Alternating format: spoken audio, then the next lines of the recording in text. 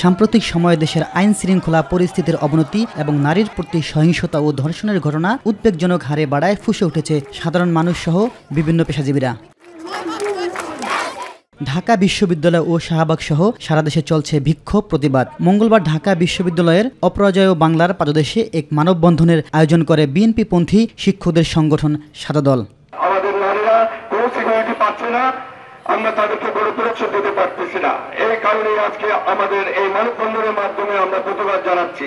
7 দিনের মধ্যে সত্যভাবে অবস্থান নেন, নতুবা আমরা আমাদের এই আন্দোলন আমরা রাজপথে নিয়ে যাব। আমরা স্বরাষ্ট্র মন্ত্রণালয়ের দিকে আমরা আসবো, আপনাদের কাছে দাবি করব। এদিকে ধর্ষণের প্রতিবাদ ও ধর্ষকদের সর্বোচ্চ শাস্তি নিশ্চিতের দাবিতে শাহবাগ মোড়ে অবরোধ করে রাজধানীর 30টি কলেজের শিক্ষার্থীরা।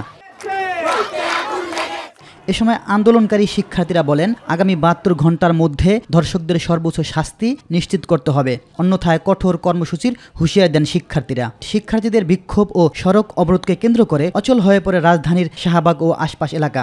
ধর্ষকদের চূড়ান্ত বিচার করতে হবে, ধর্ষকদের চূড়ান্ত বিচার, প্রকাশ্যে বিচার হওয়ার আগ পর্যন্ত আমরা রাজপথ ত্যাগ করব না। আমরা আজ এখান থেকে একটি বার্তাই দিতে চাই, ধর্ষকের শাস্তি শুধুমাত্র একটাই, তা হচ্ছে জনসম্মুখে ফাঁসি। 90 দিন 80 দিন কিচ্ছু না, সরাসরি মৃত্যুদণ্ড, কোনো কালতি বিলম্ব না করে। সরকারের কাছে আমাদের দাবি, যে ধর্ষণ করছে, যে ধর্ষক, ওর শাস্তি সুনিশ্চিত করেন এবং যে ধর্ষিতা তাকে সম্পূর্ণ অধিকার দিয়ে সমাজে বেঁচে থাকার অধিকারটা দেন। ওদেরকে বোঝাতে সক্ষম হয়েছে যে এখানে জনদুর্ভোগ সৃষ্টি করা উচিত হবে না। আপনারা একটু দয়া করে যেখানে ছিলেন সেখানে যান। ওরা আমাদের কথা শুনেছে এবং ওখানে গেছে, এটা আমি ওদেরকে ধন্যবাদ জানাই। এদিকে একই দাবিতে জাতীয় প্রেস ক্লাবের সামনে মানববন্ধন করেছে ডিরেক্টর গিল্ড বাংলাদেশ। ধর্ষণের যে মহামারী শুরু হয়ে গেছে, এটা অবিলম্বে বন্ধ করতে হবে।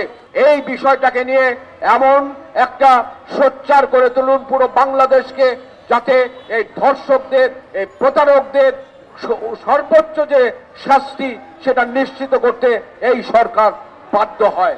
মানববন্ধনে পরিচালক, শিল্পী ও কলাকৌশলীরা অংশ নেন। ইলিয়াস মাতবর, মাই টিভি, ঢাকা।